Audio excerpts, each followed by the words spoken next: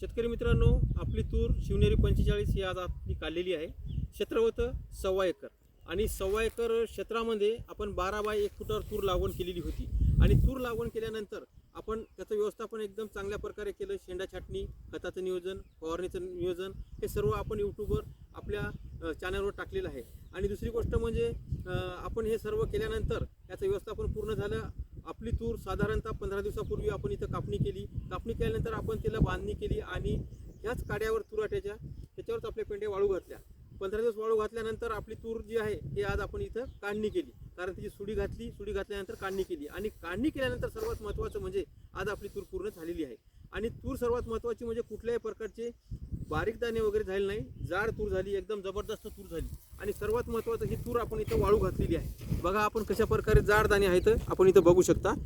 अशा प्रकारे पूर्ण जाड दाणे. आता हिला आपण परिपूर्ण मावचरीचं टाकायचं आहे, तर त्यासाठी गरम करायची, वाळू घालायची. उन्हामध्ये 2 ते 3 दिवस इथं वाळू घातल्यानंतर आपली तूर जी आहे तर या तुरीला ऊन दिल्यानंतर ही परिपूर्ण वाळून जाईल. कुठं मावचर असेल ते पण निघून जाईल. नंतर आपल्याला हे पोत्यामध्ये भरायचे आहे. पण तत्पूर्वी आपल्याला सर्वात महत्त्वाचं काय करायचं, तर यासाठी मावचर की याच्यामध्ये कुठल्याही प्रकारचे जे नरम दाणे असतील शेंड्याचे किंवा कवळ्या शेंगा असतील. कारण यावर्षी कसं कवळ्या शेंगा यामुळे राहिल्या की यावर्षी पाऊस भरपूर होता. पाऊस भरपूर असल्यामुळं बारीक दाण्याची संख्या ही शेंगा बारीक होत्या त्याच्या शेंड्याच्या, त्या वाळल्या नाही लवकर. त्याच्यामुळे आपण बाकी शेंगा गळून पडतील किंवा फुटतील दाणे, तर त्यासाठी आपण काय केलं, त्या शेंगा फुटू नयेत आणि गळून बाहेर पडू नये म्हणून आपण लवकर कापणी केली. आणि त्यामुळं काय झालं की शेंड्याच्या जे शेंगा होत्या हिरव्या त्या तशाच राहिल्या. तर त्याचा करक जे ओले दाणे असतात हे ओले दाणे आपल्याला कुठल्याही प्रकारचा इफेक्ट दाखवू नये. दुसऱ्या दाण्यांना, चांगल्या दाण्यांना त्या नरमपणा आणू नये, त्यात मावचर होऊ नये, यासाठी आपल्याला ऊन द्यायचं आहे. तर ऊन आपण 2 ते 3 दिवस इथं द्यायचं आहे. कडक उन्हात वाळू घालायची, त्याच्यामुळे मावचर राहणार नाही, त्यामुळे याला कीड लागणार नाही. तर अशा प्रकारे आपल्याला इथे व्यवस्थापन करायचं आहे. आणि त्याच्यानंतर आपल्याला सुती पोत्यामध्ये ही भरून ठेवायची. प्लॅस्टिक पोत्यामध्ये ठेवायची नाही, सुती पोत्यामध्ये ठेवायची आहे. सुती पोत्यामध्ये याला कीड वगैरे लागत नाही. आणि दुसरी गोष्ट म्हणजे याला जे मावचर आहे, मावचर जर कुठं राहिलंच तर ते मावचर दुसऱ्या दाण्याला पकडते आणि पूर्ण तूर खराब होते. तर अशा प्रकारे कुठल्याही प्रकारचं पीक साठवताना प्लॅस्टिक पोत्यामध्ये न ठेवता आपण फक्त सुती बारदाण्यामध्ये ठेवायचं. तर अशा प्रकारे आपल्याला व्यवस्थापन करायचं. नंतर URV प्रक्रिया करायची आणि नंतर आपण इथं URV प्रक्रिया केल्यानंतर तिची चाळणी करून मग आपण इथं वाटप करायचं. तर अशा प्रकारे व्यवस्थापन इथं करायचं आहे. तूर आहे शिवनेरी 45 अर्ली. तर आपल्याला 1.25 एकर क्षेत्रामध्ये 12 बाय 1 फुटावर आपल्याला उत्पादन जे झालेलं आहे, तर हे उत्पादन आपल्याला 21 क्विंटल उत्पादन आलेलं आहे.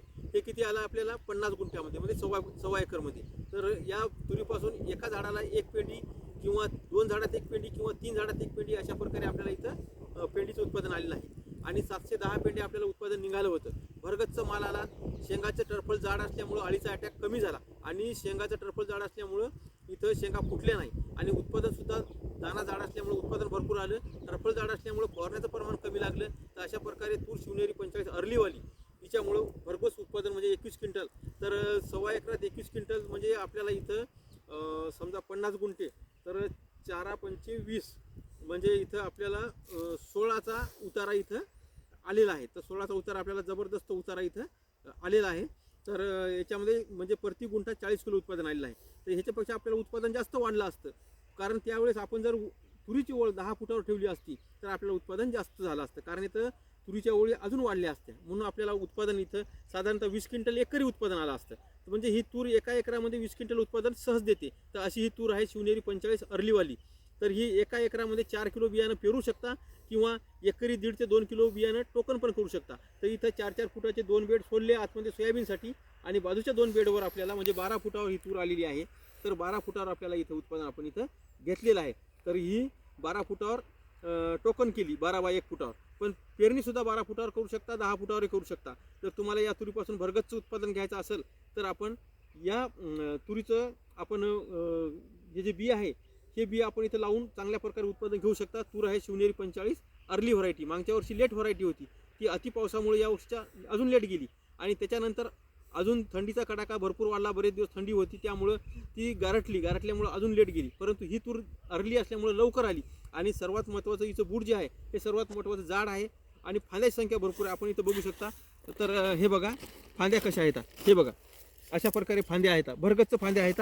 आणि बूड बघा असं हाताच्या मनगटासारखं इकडे जाड आहे.